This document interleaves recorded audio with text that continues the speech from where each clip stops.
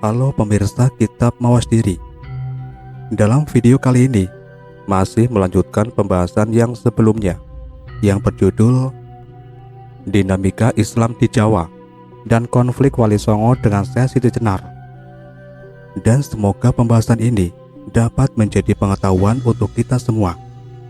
Tanpa berlama-lama lagi, langsung saja kita ke pembahasannya. Raja Daha Prabu Girindrawardhana Dyah Ranawijaya berhasil menguasai Majapahit kecil, Majapahit Bawan Demak, dan membunuh Raja Majapahit, Nyo Laiwa, seorang Cina Muslim yang diangkat sebagai Raja Majapahit oleh Kanjeng Sultan Jimpun, Sultan Demak semenjak tahun 1478. Prabu Girindrawardhana Dyah Ranawijaya memboyong sisa-sisa kebesaran Majapahit ke Keling dan memaklumatkan bahwa Majapahit berdiri kembali di bawah pimpinannya. Kini, dia adalah Raja Majapahit yang merdeka dari Demak. Dia mengambil gelaran Sri Wilwatika Jenggala Kediri Prabunata. Walau wilayah kekuasaannya hanya mencakup Jenggala atau Kahuripan, Sidoarjo sekarang, Daha atau Kediri, dan Wilwatika atau Mojokerto sekarang, namun wibawanya mampu menarik para raja-raja kecil. Majapahit bangkit kembali. Begitu desas-desus yang senter di wilayah timur.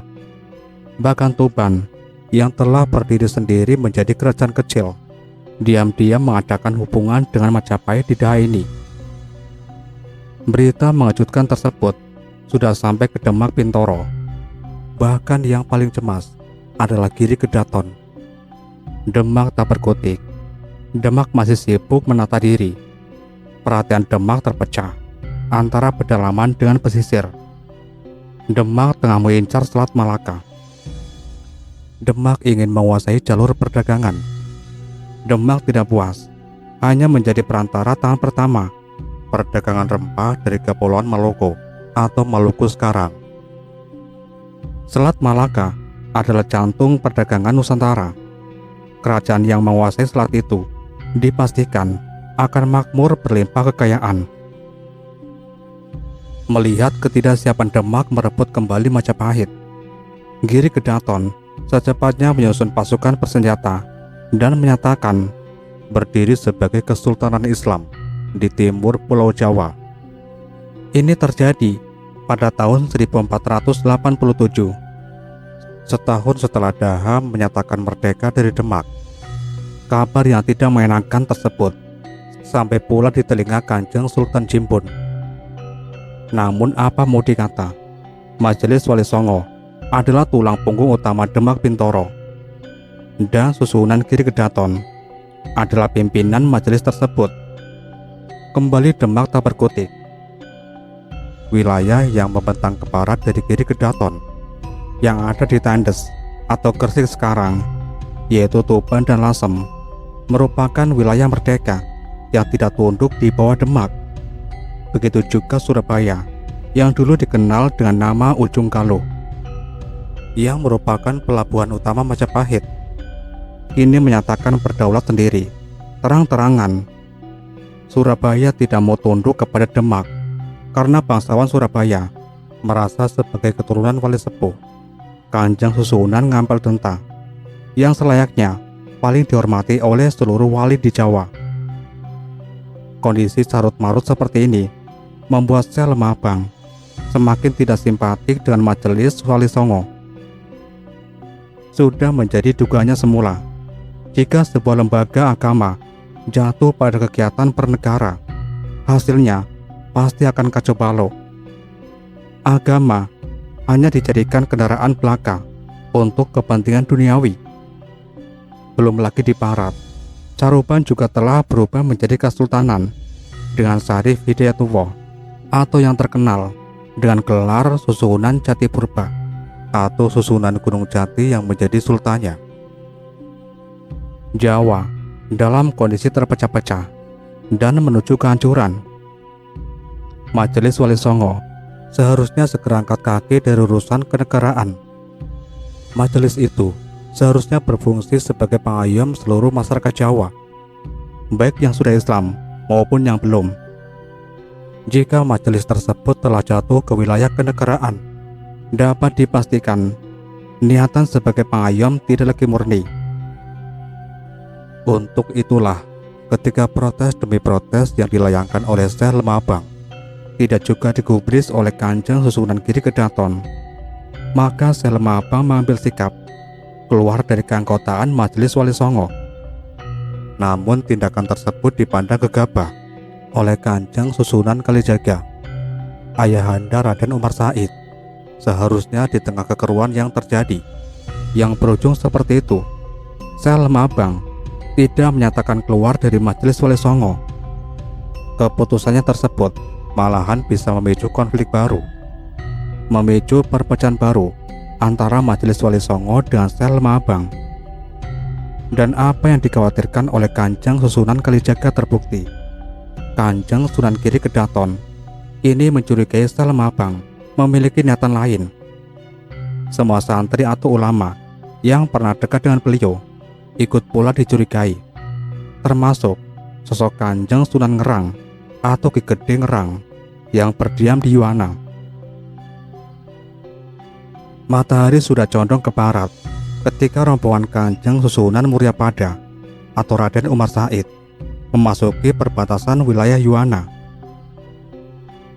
Pupu 4, Susunan Mayang Madu. Bangunan utama itu terbuat dari dinding kayu dengan beberapa ukirannya yang khas. Di samping bangunan berdiri pendopo besar. Nampak beberapa orang tengah duduk sembari melantunkan ayat-ayat Al-Quran. Suara mereka mendayu di sore itu berkumandang menyapa segenap sudut. Sayup-sayup terdengar pula bunyi gamelan dimainkan. Itulah bunyi gamelan Kiai Singamangkok, gamelan pusaka Padepokan Dalam Dubur, sebuah pusat pendidikan agama Islam yang dipimpin oleh Raden Hasim Saifuddin, salah satu putra almarhum Kanjeng Sunan Ngampel Denta. Raden Hasim Saifuddin adalah putra kedua dari Kanjeng Sunan Ngampel Denta. Dia adalah adik dari Raden Magdum Ibrahim atau yang terkenal dengan gelaran Kanjeng Susunan Benang. Keduanya lahir dari istri pertama, Ki Ageng Manila atau Ibu Dewi Cendrawati, putri dari Syah Bandar Lasem dulu, Haji Gang Engcu.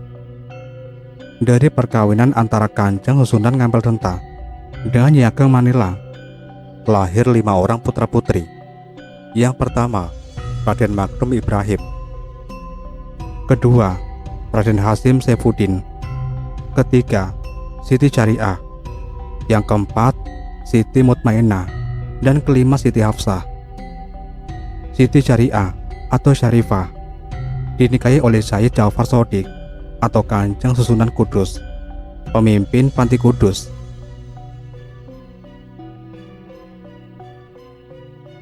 Selain itu, Kanjeng Susunan Ngampel Denta juga memiliki istri kedua bernama Dewi Karimah, memiliki 2 orang putri. Pertama, Dewi Murtasia yang diberi istri oleh Kanjeng Sunan Giri Kedaton.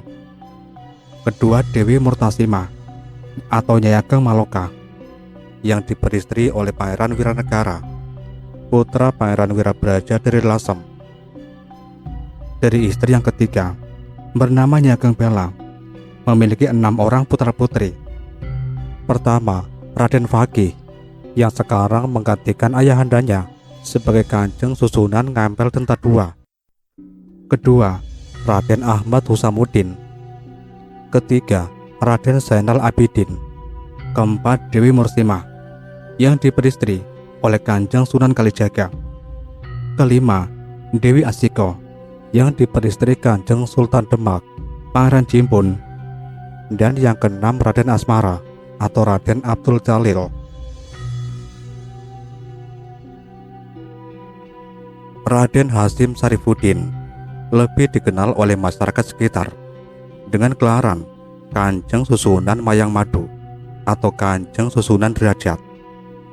Dan Padepokan Dalam Dubur merupakan padepokan yang didirikannya. Sore hampir menjelang. Suara gamelan kini sudah berhenti. Para santri sibuk mempersiapkan diri untuk menjalankan sholat maghrib. Bertepatan dengan remang malam, ketika matahari telah tak tampak lagi di ufuk barat, suara azan maghrib pun dikumandangkan dari tajuk yang letaknya tak jauh dari pendopo. Suara azan memecah padepokan dalam duwur, menelisik remang gelap yang baru tercipta. Beberapa santri masih juga sibuk mengambil air wudhu di padasan. Yang sudah selesai berwudhu segera naik ke tajuk dan duduk di sana, menantikan Raden Hasyim Sarifuddin keluar dari tempat pribadi untuk memimpin sholat jamaah. Suara pepujian atau puji-puji berisi rukun iman yang ditembangkan memakai tembang dendang gulo terdengar lantang berkumandang di dalam tajuk. Tembang dendang gulo itu terus mengalun dari mulut para santri hingga ketika sosok lelaki yang masih cukup muda dengan jubah dan sorban putih mengikat kepalanya muncul dari dalam sebuah bangunan diiringi oleh satu orang santri sepuh. Seketika seorang santri yang ada di dalam tajuk bangkit berdiri. Suara qomat diperdengarkan, sebuah tanda untuk bersegera mempersiapkan diri menjalankan sholat jamaah, sebab sang pemimpin sholat telah hadir. Sosok pemuda yang diiringi seorang santri sepuh tersebut tak lain adalah Raden Hasyim Sarifuddin, susunan derajat. Wajahnya tampan dengan kulitnya yang bersih, hidungnya bangir, matanya tajam dengan bulu mata yang lentik dan alis mata yang tebal. Tak salah jika sosoknya begitu tampan, karena darah Cina, Champa, Pasai, Arab dan Tagalog mengalir dalam tubuhnya. Dan sholat jamaah pun segera dijalankan. Saat para santri sibuk melakukan sholat di luar regol padepokan, terdengar ringkikan kuda tepat di depan gapura. 3 orang penunggang kuda nampak duduk di atas pelana kuda sembari mengamati kondisi padepokan dalam duwur. Keadaan mulai remang dan damar sewu, yaitu pelita-pelita berbahan bakar minyak kelapa murni, di sana sini telah dinyalakan. Mata mereka terus mengamati dengan tubuh yang sekali tergoyang di atas punggung kuda yang menjejak-jejak sembari mendengus-dengus. Seorang santri penjaga yang mendapat giliran tugas menjaga pintu gapura telah melihat tamu-tamu tersebut. Santri itu segera berlari keluar. Mendapati kehadiran mereka telah memperoleh sambutan. 3 orang penunggang kuda itu segera turun dari pelana. Assalamualaikum. Hampir bersamaan mereka mengucapkan salam. Waalaikumsalam. Terdengar sahutan dari sosok santri yang sudah berdiri tepat di depan mereka. Ada keperluan apa Kisanak?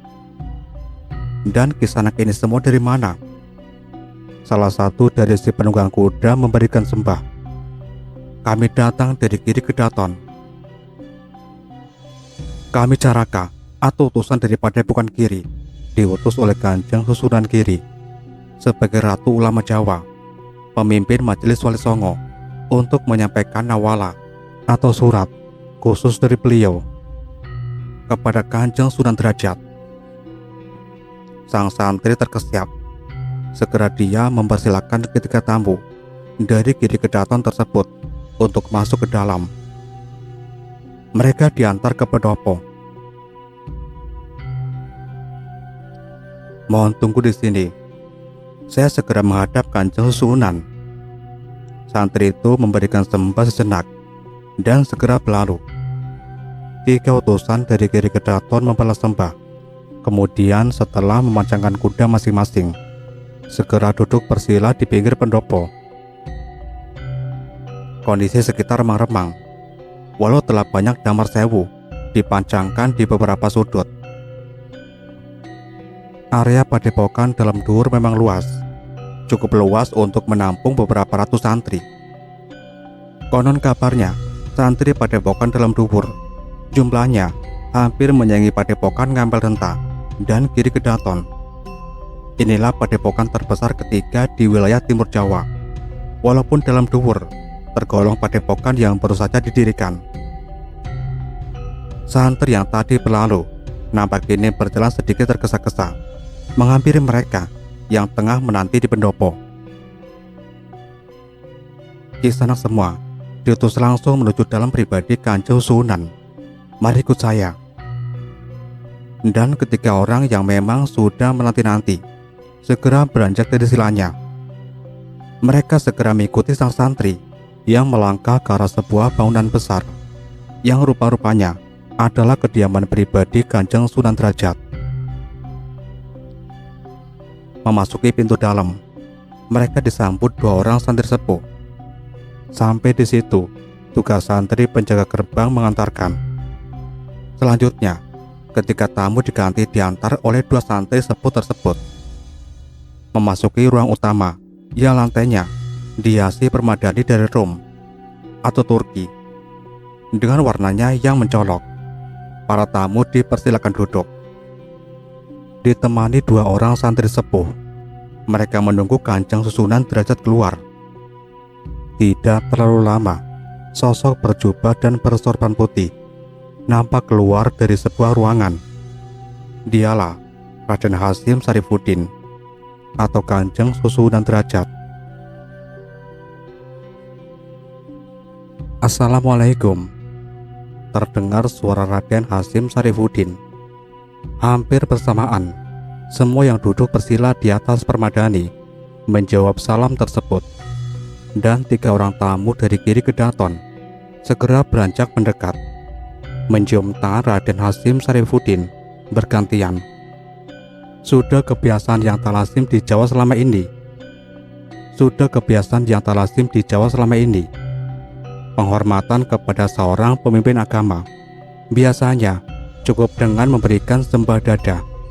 Namun kini, selain menyembah, mencium tangan guru sudah menjadi kebiasaan para santri kepada sosok guru yang mereka hormati. Ini dimulai semenjak Kanjeng Susunan Ngampel Renta mendirikan padepokan Ngampel di ujung Galuh.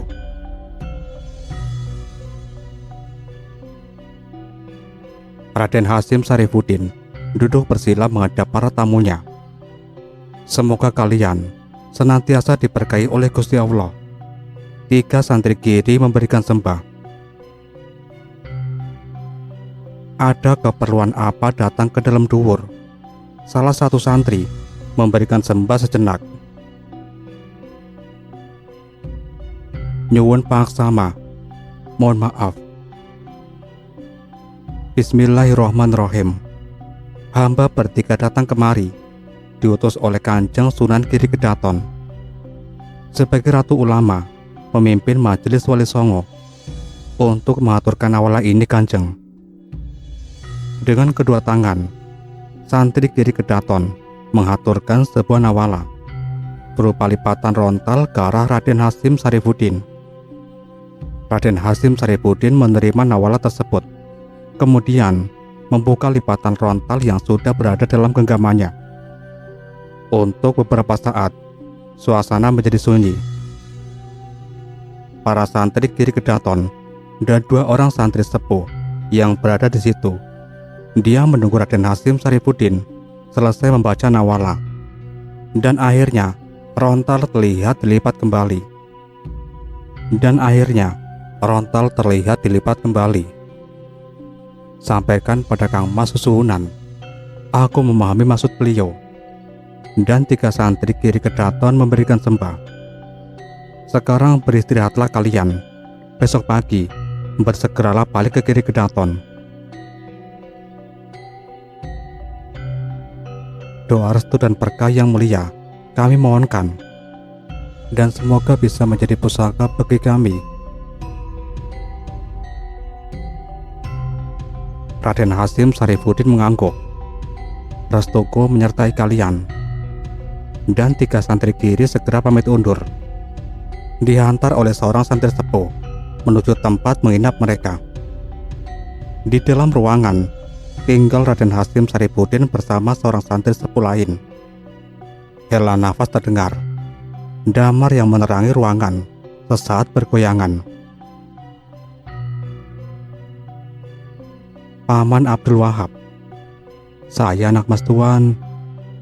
Kang Mas Susunan Giri telah memerintahkan agar di wilayah Pamotan atau Lamongan sekarang ini, segala rontal-rontal Buddha yang masih dipegang oleh penduduk yang sudah beragama Rasul sesegera mungkin dibakar dan dimusnahkan.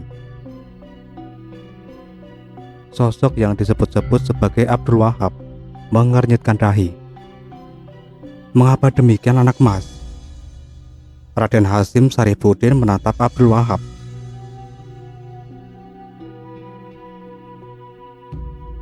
Kanjeng Sunan Giri menganggap sudah waktunya diberi pembeda yang jelas, mana orang Jawa yang Buddha dan mana orang Jawa yang Muslim. Pembakaran rontal-rontal itu juga menunjukkan sampai di mana kemantapan iman penduduk Pamotan yang sudah Muslim. Dalam rontal-rontal seperti itu, banyak tergurat catatan dari ritual-ritual agama Buddha yang rumit itu. Ritual-ritual yang dulu kerap kali dilakukan oleh leluhur Jawa. Karena sebegitu rumitnya ritual-ritual yang harus dilakukan, sehingga tak mungkin bisa dihafal dan harus dicatat dalam rontal-rontal. Dengan dibakarnya rontal-rontal kufur semacam itu, maka tak ada lagi celah para penduduk Pamotan untuk menjalankan ritual-ritual syirik serupa. Suasana hening. Raden Hasim Saripudin menatap Abdul Wahab.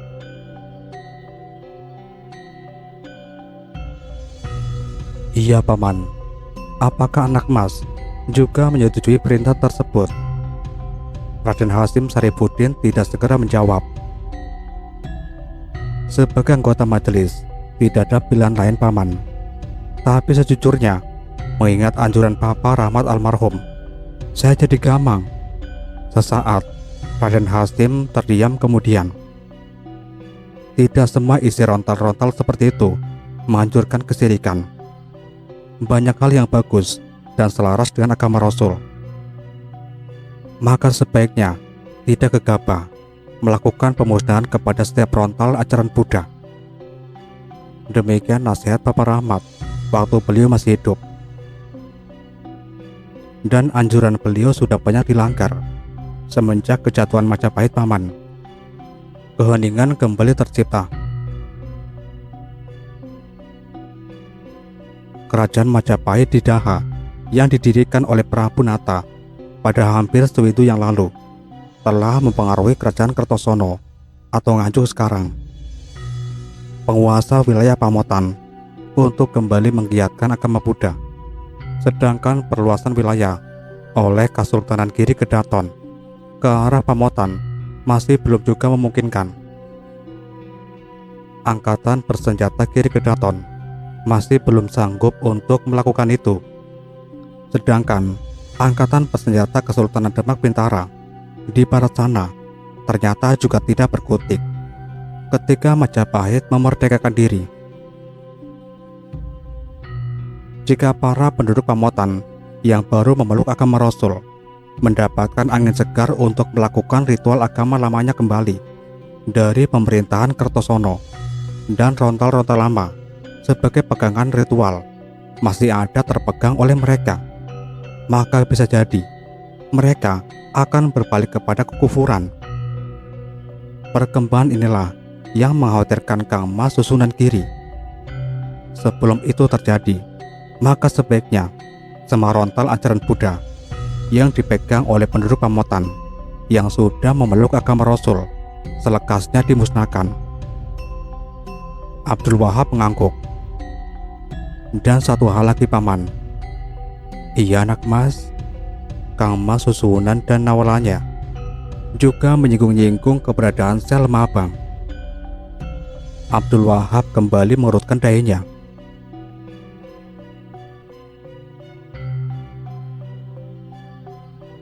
Akankah perbedaan kembali meruncing anak mas? Tak bisa dihindari lagi paman. Suara Raden Hasim terdengar berat. Saya takut kutuk menimpa kita. Dari siapa dan kutuk apa, Paman? Abdul Wahab menghela nafasnya. Kutuk dari Kanjeng Susunan Ngempel Denta, Bapak Nakmas Sunan. Raden Hasim Saripudin tersenyum. Paman masih percaya akan hal semacam itu. Abdul Wahab tersenyum ketir. Jika kepercayaan tersebut bisa membuat kita jadi mawas diri, apa salahnya, Nakmas? Raden Hasim tersenyum. Biarlah kita serahkan kepada Gusti Allah, Paman. Singgi anak mas. Keadaan hening sejenak. Mendadak terdengar lantunan suara Sanisa berkumandang dari arah Tajuk. Saatnya berjamaah untuk menjalankan sholat Isya. Sudah masuk waktu Isya, Paman. Singgi, mari bersiap-siap. Monggo anak mas. Raden Hasim beranjak dari silanya. Segera dia berjalan meninggalkan Abdul Wahab yang juga sudah sedia untuk menuju padasan mengambil air wudhu. Malam semakin menanjak dan padepokan dalam duwur semakin diselimuti oleh kegelapan. Hanya nyala damar sewu berkedap-kedip memberikan penerangan. Di pendopo, beberapa orang tengah sibuk melantunkan ayat-ayat suci Al-Quran. Tampak 3 santri Kiri Kedaton ikut bergabung bersama para santri dalam duwur. Apakah kita tersesat, Kang? Seorang penunggang kuda nampak cemas mengamati keadaan sekitar. Tidak, aku yakin tidak. Sosok penunggang kuda yang lain. Selepas kita melewati Gunung Lawu, seharusnya kita terus melangkah ke barat.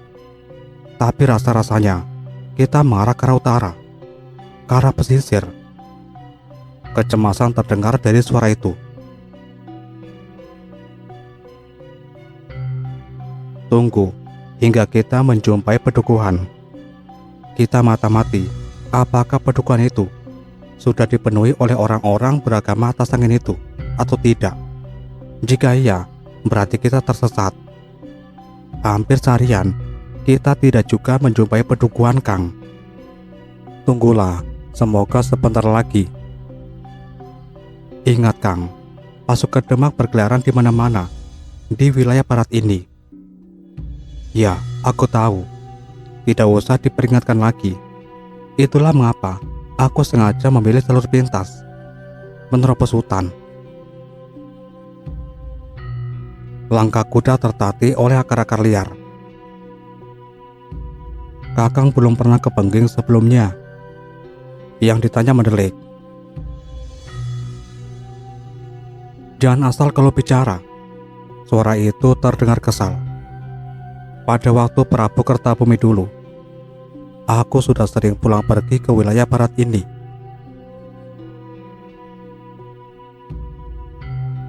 Tapi apa? Sudah kukatakan, situasinya berbeda. Dulu, aku sering melewati jalanan kota, bukan lewat pedusunan dan hutan. Bodoh.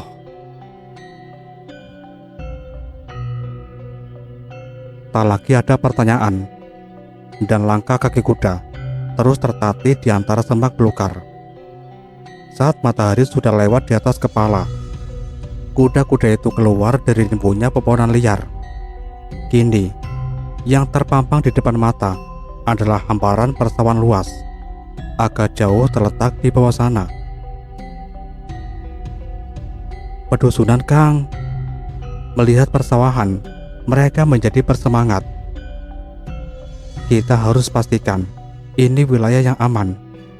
Jika memang aman, kita bisa bertanya kepada penduduk sekitar lewat mana jalan ke arah Bengging yang melalui jalur di luar wilayah Demak. Kini, langkah kaki kuda bisa lebih cepat, walau tetap harus berhati-hati karena medan ternyata terjal dan menurun. Dua orang ini adalah utusan khusus dari Prabu Girindrawardhana Dyah Ranawijaya, Raja Daha yang pada 6 tahun yang lalu berhasil menjebol Majapahit dan mengusung tata Kedaha. Majapahit, negara besar yang kekuasaannya membentang dari ujung utara, Pulau Swarnadipa atau Sumatera, ujung Medini atau Semenanjung Melayu, hingga ke Maloko atau Maluku. Dengan susah payah berhasil ditumbangkan oleh Demak Bintoro pada tahun 1478, 2 windu yang lalu. Runtuhnya kerajaan besar ini begitu mengejutkan negeri-negeri tetangga. Tak ada yang menyangka negeri sebesar Majapahit bisa ditumbangkan oleh kerajaan kecil yang dulu merupakan kerajaan bawahannya itu. Majapahit memang sudah lemah, tetapi bukan berarti dengan mudah bisa diruntuhkan jikalau tidak ada kekuatan dari dalam yang mengkhianatinya.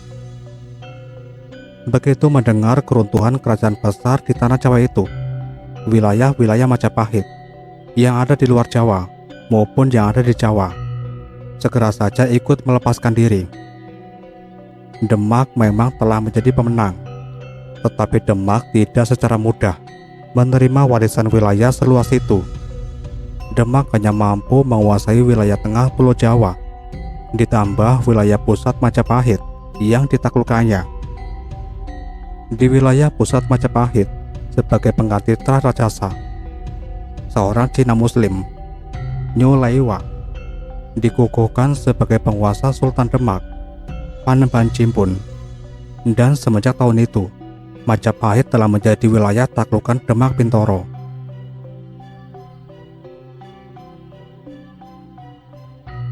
Kehancuran Majapahit merupakan sebuah pukulan yang menyakitkan bagi bangsawan dan orang Jawa, apalagi ditambah pengangkatan seorang Cina sebagai Raja baru Majapahit. Benar-benar sebuah penghinaan yang tidak tanggung-tanggung. 6 tahun kemudian, pada tahun 1486, pasukan kerajaan Daha dipimpin oleh Raden Girindrawardhana Dia Ranawijaya menyerbu Majapahit. Tidak ada perlawanan yang berarti. Bahkan pasukan Demak juga tidak bisa membantu. Nyo Laiwa, Raja Majapahit berdarah Cina yang memegang kekuasaan atas titah Sultan Demak, Panembahan Cimpun itu tewas. Dan untuk kedua kali, Majapahit berhasil dijebol. Tata Majapahit diboyong ke Daha, dan Raden Girindrawardhana Dia Ranawijaya menyatakan bahwa Majapahit bangkit kembali di Daha dengan ibu kotanya Keling. Majapahit bukan lagi menjadi wilayah taklukan Demak Bintoro. Majapahit kembali merdeka, walaupun wilayah kekuasaannya hanya sebatas Wilwatikta, Jenggala, dan Kadiri. Raden Girindrawardhana Dia Ranawijaya menobatkan dirinya sebagai raja. Dia mengambil gelar Sri Wilwatikta Jenggala Kadiri Prabunata. Kabar tersebut telah sampai pula di Demak, dan pihak Demak tidak bisa berbuat apa-apa. Kini, setelah 6 tahun berlalu, semenjak peristiwa pada tahun 1486 tersebut, Majapahit semakin kuat. Tuban, kerajaan merdeka, serta kerajaan Kertosono yang dulu merupakan wilayah Majapahit, walaupun tidak menyatakan bergabung dengan Majapahit di Daha, namun mereka berhubungan erat. Majapahit di Daha harus mengadakan persahabatan dengan kedua negara itu untuk tujuan perdagangan. Tuban memegang kendali pelabuhan Kembang Putih di pesisir utara, dan para saudagar atas angin kerap kali singgah di sana.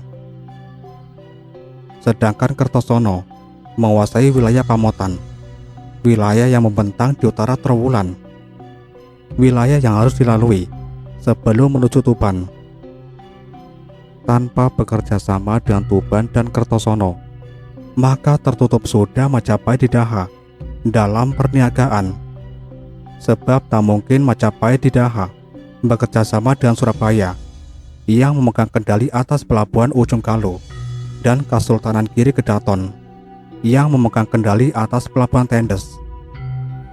Karena jelas-jelas mereka bermusuhan dengan Majapahit. Padahal dulu semua pelabuhan itu adalah pelabuhan milik Majapahit. Kaki-kaki kuda hampir menapaki tanah yang landai. Persawahan yang tadi terlihat membentang jauh di atas, kini jaraknya sudah teramat dekat. Pelan bergola, pelan. Kendali kuda disentakan. Sejenak ringikan kuda terdengar, dan laju kuda pun melambat. Mata penunggang kuda mengawasi areal persawahan yang sudah berjarak sekitar 10 tombak ke depan. Sepi, tak ada satu orang pun. Namun lamat-lamat, agak ke sisi utara, nampak seseorang tengah duduk di gubuk. Ada orang di sana, Kakang. Sampai di sini dulu pembahasan kita kali ini. Dan nantikan kelanjutan pembahasan ini di video berikutnya. Tetap di channel Kitab Mawas Diri.